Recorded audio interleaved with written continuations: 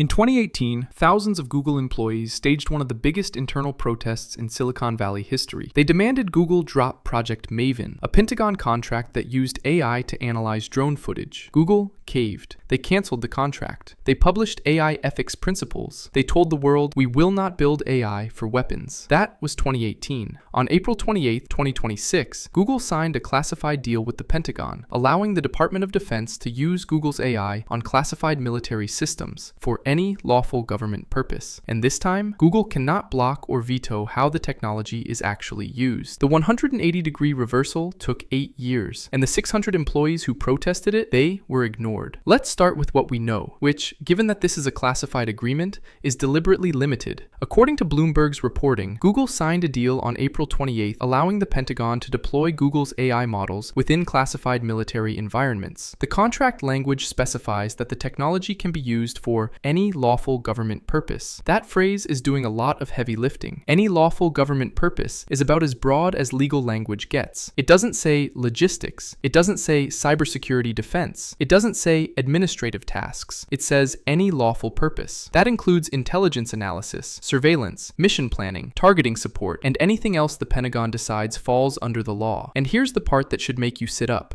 Once the AI is deployed within government systems, Google cannot block or veto how it's used. The contract explicitly states this. Google delivers the technology. The Pentagon decides what to do with it. If the DoD wants to use Google's AI to analyze satellite imagery of military targets, Google has no mechanism to say no after the ink is dry. The contract does include one caveat. The AI is not intended for domestic mass surveillance or autonomous weapons without human oversight. But notice the word intended, not prohibited, not contractually forbidden, intended. That's a statement of purpose, not a binding restriction. For anyone who's ever deployed to production and watched a feature get used in ways you never intended, you know exactly how much the word intended is worth. To understand why this is seismic, you need to remember what happened in 2018. Project Maven was a relatively modest Pentagon contract. Google was providing AI that could identify objects in drone surveillance footage, vehicles, buildings, people. The idea was to help analysts process the massive volume of video coming out of military drones. When Google employees found out, they revolted. Over 4,000 employees signed an internal petition demanding Google cancel the contract. A dozen senior engineers resigned. The letter they wrote said, and I'm quoting,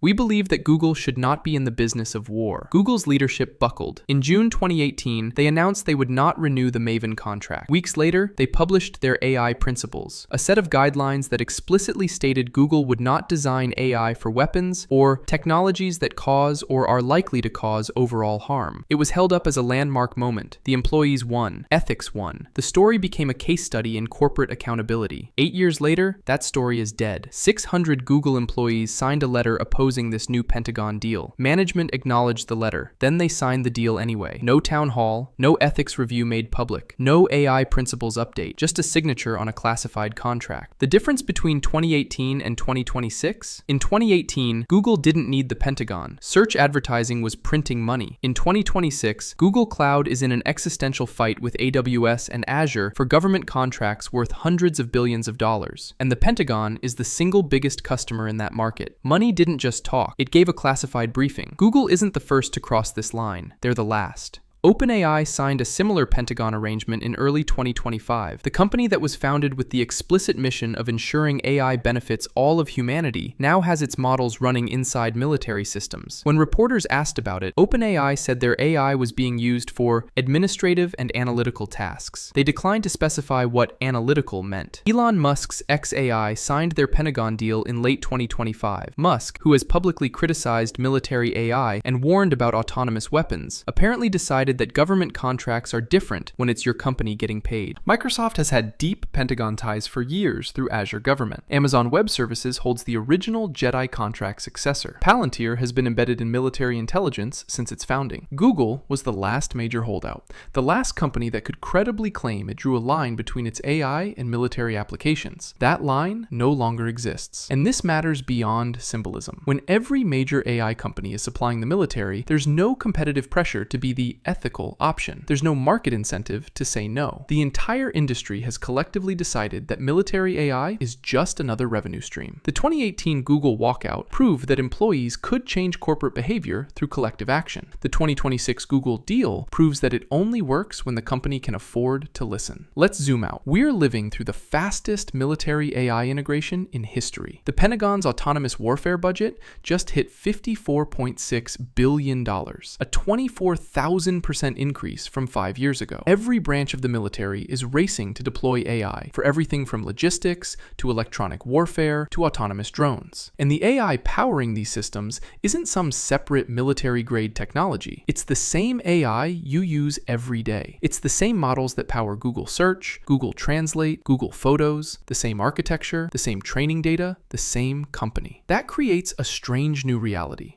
When you use Google's AI to organize your photos, you're using a civilian version of a system that is also being deployed in classified military contexts that nobody outside the Pentagon can see or audit. The dual-use problem isn't new, but the scale is. These aren't specialized defense contractors building narrow military tools. These are consumer technology companies whose products touch billions of people, and those same companies are now building the classified infrastructure of modern warfare. Google's own AI principles from 2018 said they would not pursue AI applications that cause or are likely to cause overall harm. The new contract says the Pentagon can use Google's AI for any lawful government purpose, and Google can't stop them. Those two statements cannot both be true, and Google chose which one to keep. In 2018, Google told its employees, "We hear you. We won't build AI for war." In 2026, Google told its employees, "We hear you. We're doing it anyway." The company that defined "don't be evil" just signed a classified military contract